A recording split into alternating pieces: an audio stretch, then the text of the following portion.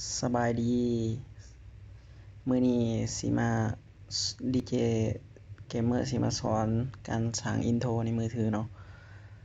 หลายคนก็แชตมาเฟซส่วนตัวว่าอยาก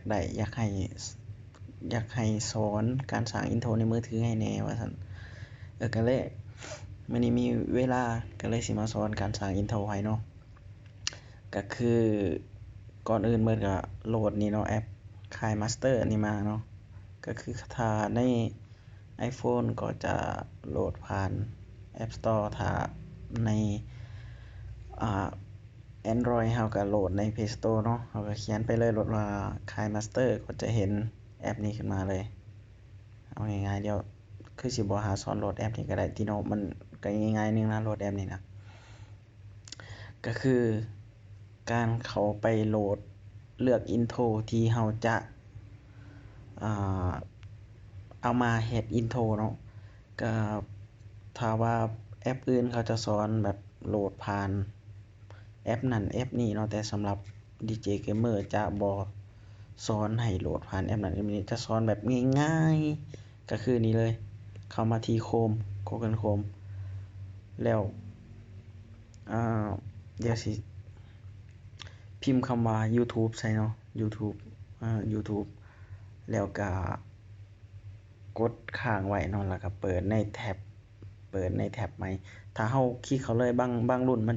จะเข้าในแอป YouTube เลยซึ่งมันจะ copy link บ่ได้เพื่อเราจะมาค้นหาเพื่อ copy link เนาะก็คือมันก็เข้ามาแล้วนี่ตัวนี้เนาะนี่หน้านี้มันจะเห็นหน้านี้เพราะว่าเราจะ copy link เทิงๆได้แล้วก็เปิดอีกหน้านึงเนาะเปิดหน้าใหม่เราจะเขียนคำว่าYouTube นี่ YouTube Converter โอเค YouTube Converter แล้วเราก็กดเข้าอันแรกเลยเข้าค้างไว้เพื่อจะอันนี้ก็คือมัน copy link มาวางเพื่อโหลดเนาะเราก็เข้าไปหน้าที่เรากดเมื่อกี้เราก็เขียนใส่ว่าจะเขียนจังได๋ก็ได้เนาะอินโทรเขามีแจกอยู่แล้วเขียนเป็นว่าภาษาไทยภาษาลาวภาษาไทยก็ได้ภาษาอังกฤษก็ได้อินโทรเท่ๆเอาอินโทรเท่ๆเราจะเอาตัวใดก็ได้เนาะอินโทรเท่ๆเบิ่งว่าตัวนี้เรามักแล้วเดี๋ยวจะเอาตัวนี้ไปใส่ก็เข้า copy นี่ copy link จะดีตอนกลับคืนเขาเปิดหน้านี้เนาะหน้านี้ที่เราเฮ็ดไว้อันนี้เป็นนามสกุลมันเนาะ API ก็คือดีสุดแต่ว่า API มันจะเอาไปแต่งบ่ได้ในแอปอันนี้เราในแอป KineMaster มันจะบ่รับรองในมือถือเนาะเราจะเลือกเป็น MPC เนาะเราจำค้างใส่นี้กดวางกด start ง่ายๆรอท่ามันโอเคสำเร็จแล้วเราก็กดดาวน์โหลดเลย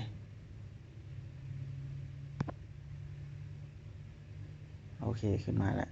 กดดาวน์โหลดเลือกมันมานี่บ่สนบ่ต้องวนมันเป็นการโฆษณาของเบื้องหลังมันซื่อๆโอเคดาวน์โหลดเสร็จสมบูรณ์แล้วบีบออกเลยบีบออกกดเข้ามาอินโทรนี่ก็คือคันในมือถือของ DJ Gamer เองจะมีตัดในธรรมดาก็ได้เนาะแต่ว่าสำหรับรุ่นอื่นถ้ามันบ่มีก็แนะนำให้ไปตัดอยู่ KineMaster ก็ได้เนาะโอเคเอาเพียงนี้เนาะสิมาสร้างอินโทรให้เบิ่งโอเคเอาเพียงนี้เอาสมคือเช็กก่อนว่ามันอยู่ปัญหาที่มาก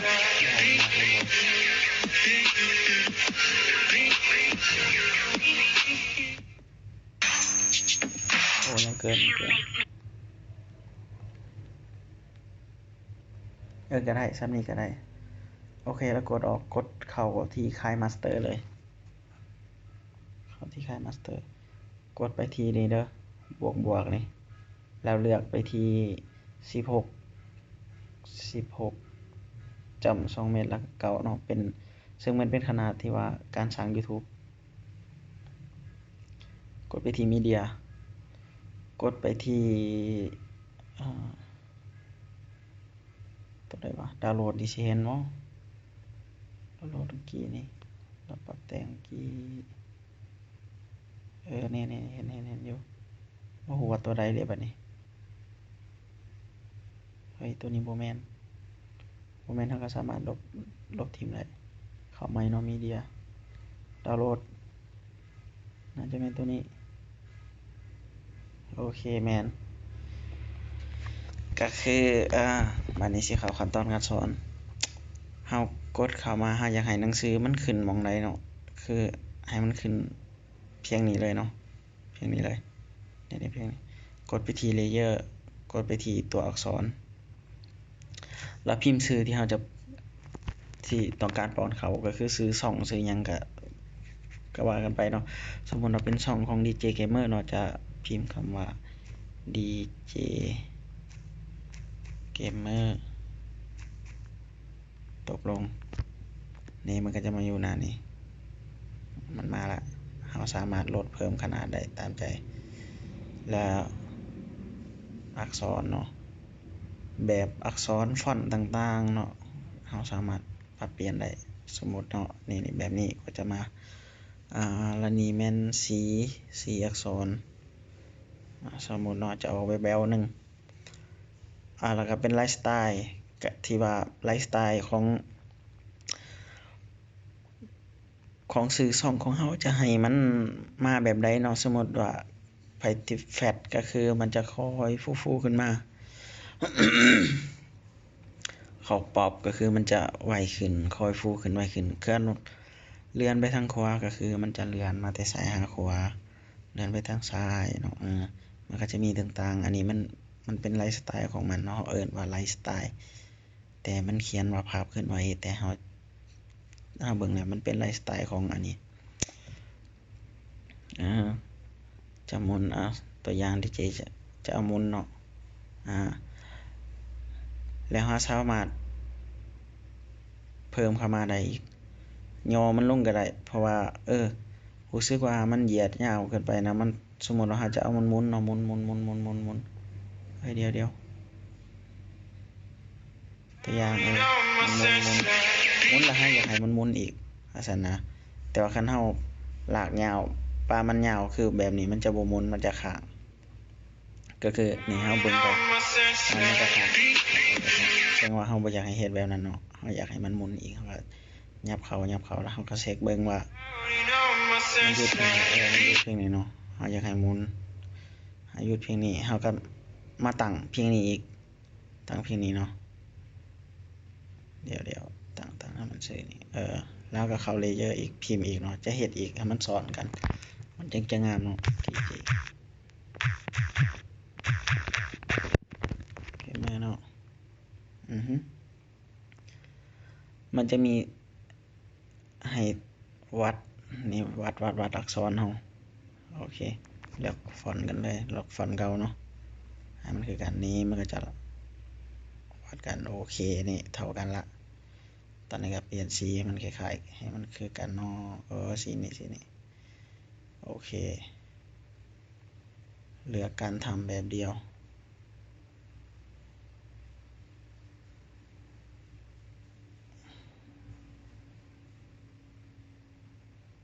หมุนเข็ม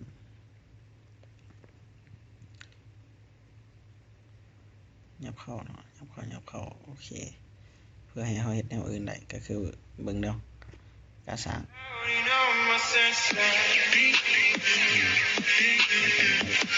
ถ้าเราอยากให้มันมาอีกเราก็เฮ็ดเข้าไปอีกเราก็เพิ่มเข้าไปอีก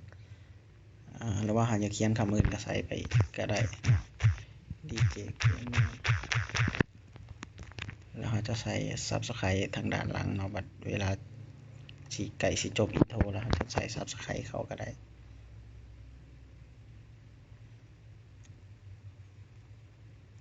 เพิ่มสีเข้ารูปแบบอักษรแล้วก็ปรับ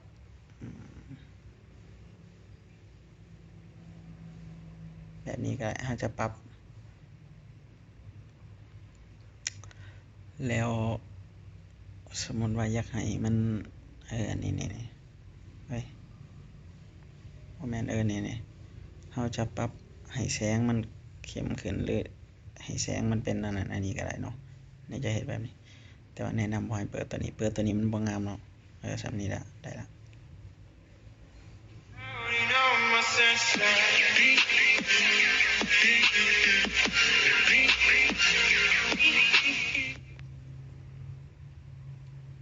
ตัวนี้จะเลื่อนมานี้เลยเนาะเพื่อความงามแล้วต่อไปก็คือสิใส่ Subscribe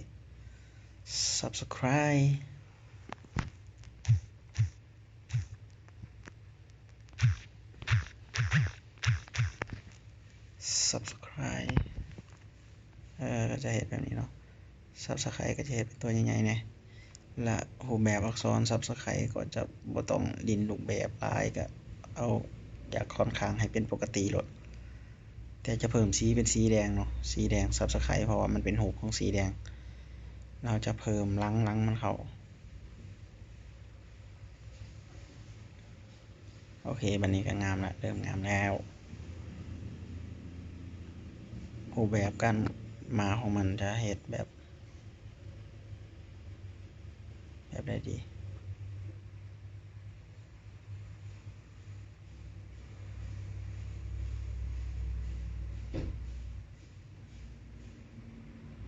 แบบนี้โอเคละ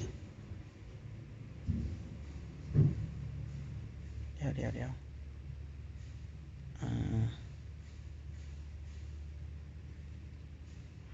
โอเคสมบูรณ์แล้วคลิปสนุกอะสมบูรณ์แล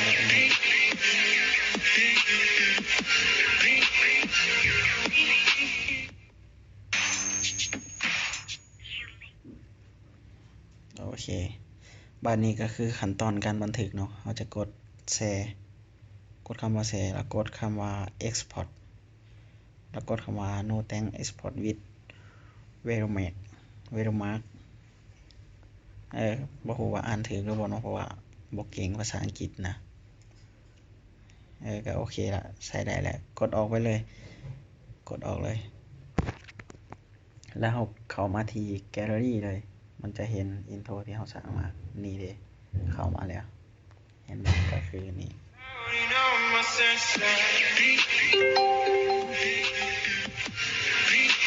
โอเคถ้ามักคลิปนี้ก็กดไลค์กดแชร์กดติดตามเด้อเพื่อว่าให้DJ Gamer มีกำลังใจเฮ็ดคลิปต่อไปบ๊ายบาย